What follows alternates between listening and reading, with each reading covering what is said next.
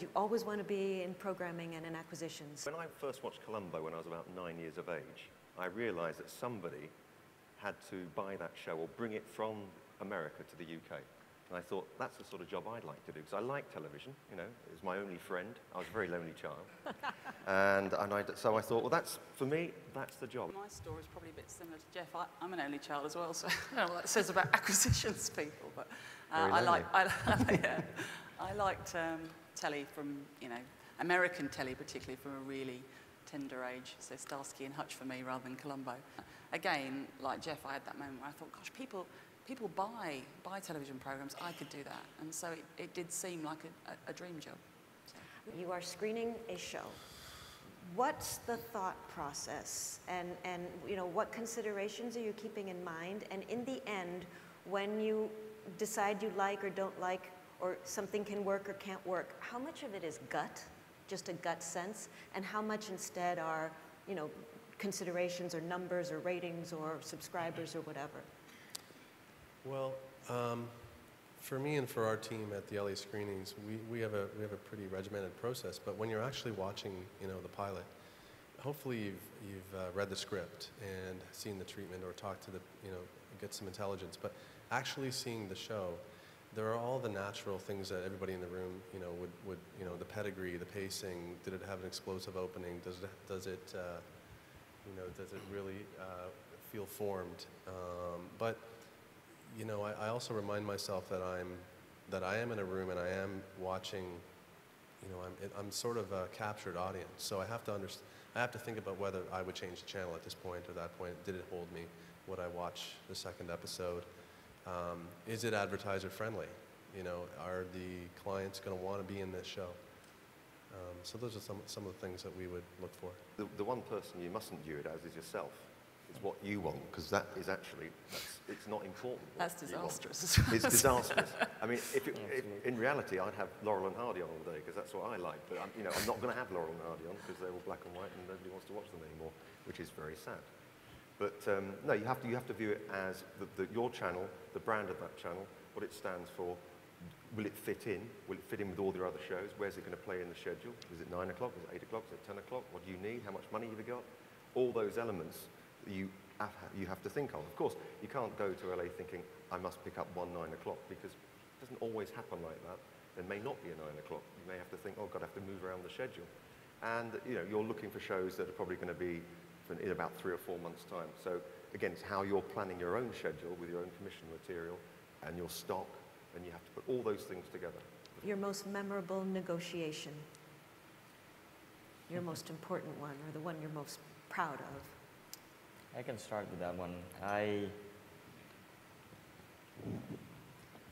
was trying to negotiate a Japanese animation, and we were in a Japanese restaurant, and I didn't have any more money for the year. My budget was gone, and the competition also wanted the series, and I had to think of something. I said, we should close this samurai style, and they looked at me like, this guy's crazy, and I was like, yeah, like, you know, in the old times, you know, my word is good for it.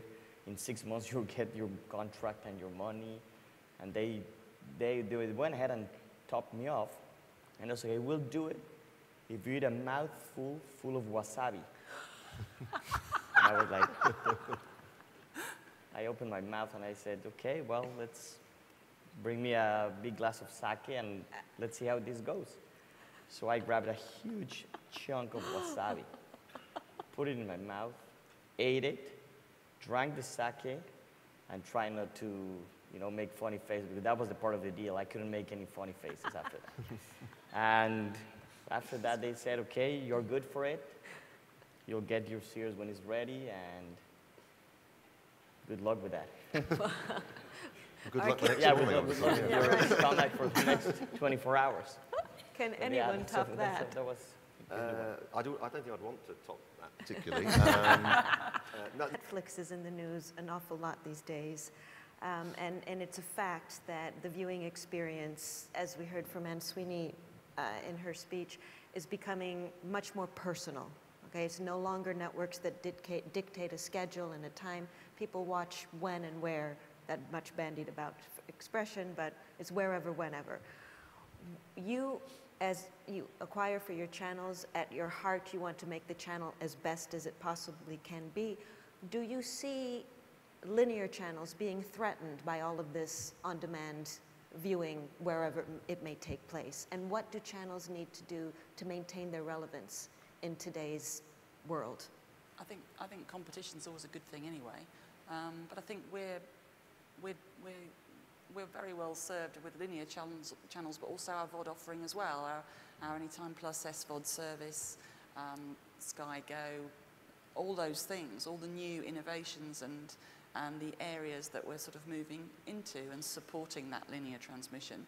I think we're bringing great things to the customer who really wants those things. So I think that then makes the Netflix, less appealing. So I think it's about us being really good at what we do, and also giving, as everyone said, really good programs to people. So whether it's acquired or actually commissioned, it's about, bringing people programming, and as Jeff said, day or two after the States is really where we're definitely at, because we think they're events, and we know from what customers tell us that they love that. So it's about giving our customers what they want and them paying for it, and therefore competing in that way. Right.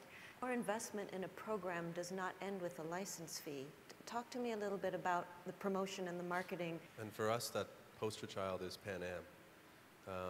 So CTV, since acquiring the show in the last 6 or 8 weeks, we've rolled a fuselage across malls across Canada and Pan Am branded sort of planes inside the plane, inviting people in to screen our fall shows. We've got the millions of dollars of outdoor, and certainly, we did we all landed at Nice, I think, and we saw the girls in the Pan Am. We did that in Canada as well, across all of our airports, and had such a terrifically textured show with, an opportunity like that to promote a brand that's a built-in brand. It comes with that kind of equity.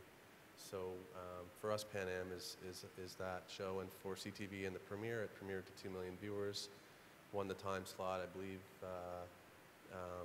2 million viewers in Canada is like 20 million, it's 10, multiplied by 10. So big success for us, big debut. I love the bags. Thought they were good. How many have you got? You've got 3, haven't you, Sarah? Yeah. Didn't get a show though. We at World Screen are delighted to present the World Screen Content Trendsetter Award, and at this point I would like to ask Laurine Garot to join me in honoring these individuals. Yes, we're absolutely delighted at MIPCOM, Reed Meadham, to be partnering with our friends at World Screen for this award. It means a great deal to us because it's a chance to recognize the contributions, the achievements of people so key to this industry, and whose decisions, whose choices impact the content that millions of people around the world watch. So first, Mike Cosentino. Jeff Ford. Sarah Wright. Well done. Thank you all for joining us. It's a pleasure to be here with such distinguished people who have contributed so much to the television industry. Thank you all, and thank you. Yeah.